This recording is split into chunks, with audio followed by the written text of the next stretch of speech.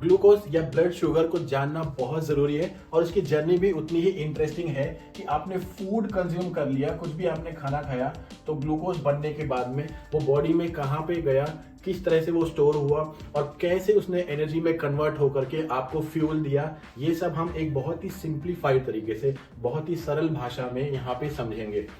आपने खाना खा लिया, ठीक है, दाल चावल रोटी सब्जी, आपने फ्रूट्स कंज्यूम कर लिए, ब्रेड कंज्यूम कर लिया, तो सभी फूड्स में होता है कार्बोहाइड्रेट, कार्ब्स कहते हैं हम उसको। कार्बोहाइड्रेट आपने कंज्यूम कर लिया, कार्बोहाइड्रेट जब स्टमक में चला गया, आपका खाना खा लिया आपने, तो वो इंटेस्टाइन में जाकर के ब्रेक डाउन होगा, बॉडी उसको तोड़ेगी अच्छे से, उसका पूरा जूस बनाएगी। और कार्बोहाइड्रेट ब्रेक डाउन होने के बाद में जो उसकी स्मॉलेस्ट यूनिट है, क्योंकि कार्बोहाइड्रेट ही ग्लूकोज होता है हमारी, जो मैं आपको बता देता हूँ, फर्स्ट सोर्स ऑफ एनर्जी जो है, एनर्जी वो कार्बोहाइड्रेट है, ठीक है। ब्रेक डाउन होने के बाद में इसकी जो स्मॉलेस्ट यूनिट है वो कहलाती है सैकेराइड, SACCHARIDE। ये सबसे स्मॉलेस्ट यूनिट है कार्बोहाइड्रेट की, ये ब्रेक डाउन हो गया यहाँ पे। उसके बाद में जब ग्लूकोज में कन्वर्ट हो चुका है, नेक्स्ट क्या होगा, ऑब्वियसली वो ब्लड में जाएगा आपका ग्लूकोज, ठीक है। ब्लड में जाने के बाद में, ब्लड में चला गया, आपका ब्लड शुगर लेवल स्पाइक करेगा, ऊपर जाएगा, ठीक है। ब्लड शुगर लेवल आपका ऊपर चला गया, स्पाइक हो गया, तो आपका जो पैनक्रियाज है, स्टमक के नीचे ऑर्गन होती है, उसको सिग्नल जाएगा कि पैनक्रियाज, PANCREAS को सिग्नल जाएगा ब्लड शुगर लेवल बढ़ चुका है, कुछ कीजिए। पैनक्रियाज बोलेगा ठीक है जी, मैं इंसुलिन हार्मोन रिलीज करता हूँ, ठीक है। वो insulin, INSULIN, insulin hormone release कर देगा, इंसुलिन अपना काम करना शुरू करेगा।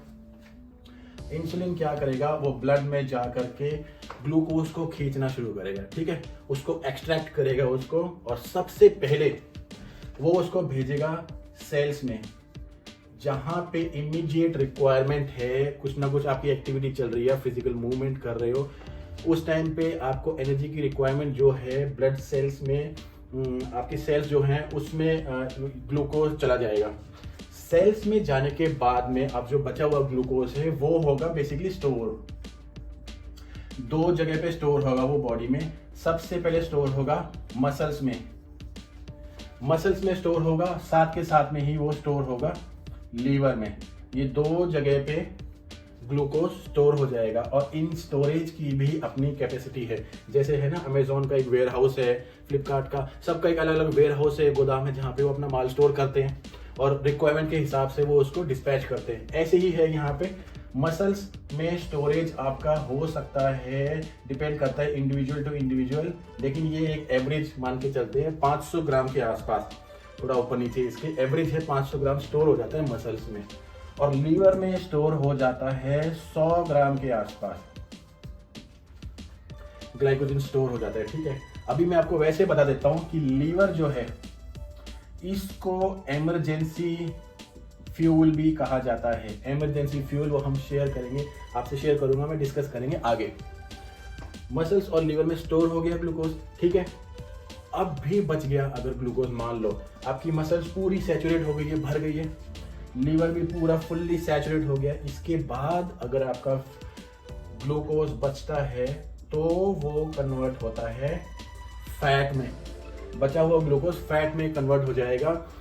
अच्छा, और बहुत लोग सोचते हैं कि फैट खराब चीज़ है। एक्चुअली क्या है कि आपका ओवर फैट होना, आपका लेथार्जिक होना, कुछ वर्कआउट ना करना, वो तो खैर नुकसानदायक है, लेकिन आप फैट को नेगेटिव ना सोच करके ये सोच के चलो कि फैट आपका स्टोर्ड एनर्जी है जो फ्यूचर में यूज होगी अगर आप उसको करोगे तो। फैट में स्टोर हो गया। अब मैं आपको थोड़ा सा फ्लो बता देता हूँ आपके ब्लड शुगर का, ठीक है। मान लो आपका ग्लूकोज है, ऊपर की तरफ तो स्पाइक हो जाएगा जब आपका ब्लड शुगर लेवल बढ़ेगा, नीचे की तरफ जब आपका ब्लड शुगर लेवल डाउन होगा, ठीक है।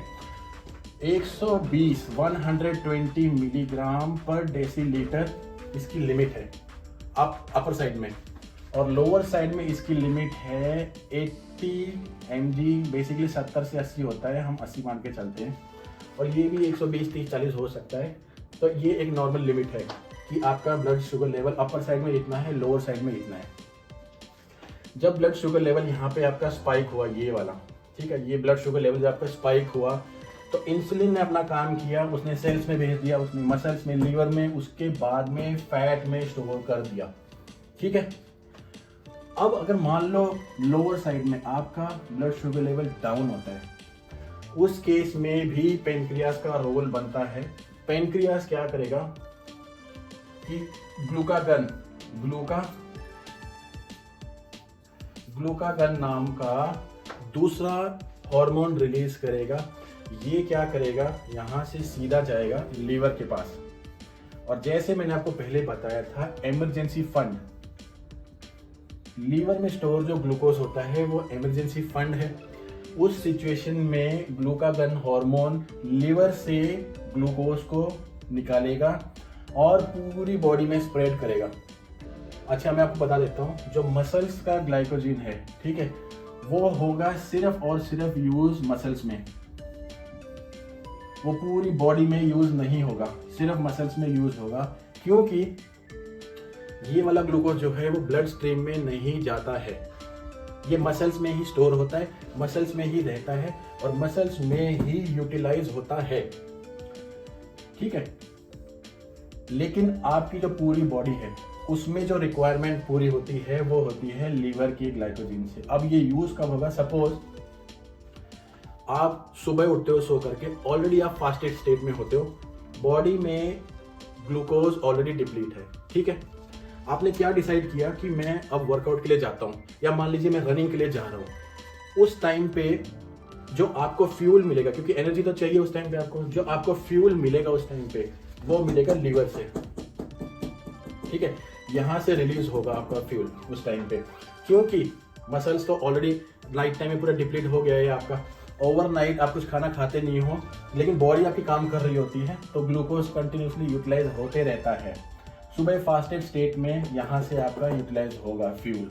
ठीक है, ये एक सिंपल कॉन्सेप्ट है कि आपने खाना खा लिया, उसके बाद में जो आपका ब्लड शुगर लेवल स्पाइक हुआ, ग्लूकोज बना बॉडी में, किस तरीके से उसको डिस्ट्रीब्यूशन हुआ उसका, किस तरीके से वो ब्लड शुगर लेवल को इंसुलिन के थ्रू हमने कंट्रोल किया, बॉडी ने कंट्रोल किया, और कहाँ पे वो स्टोर हुआ, कितनी उसकी लिमिट थी।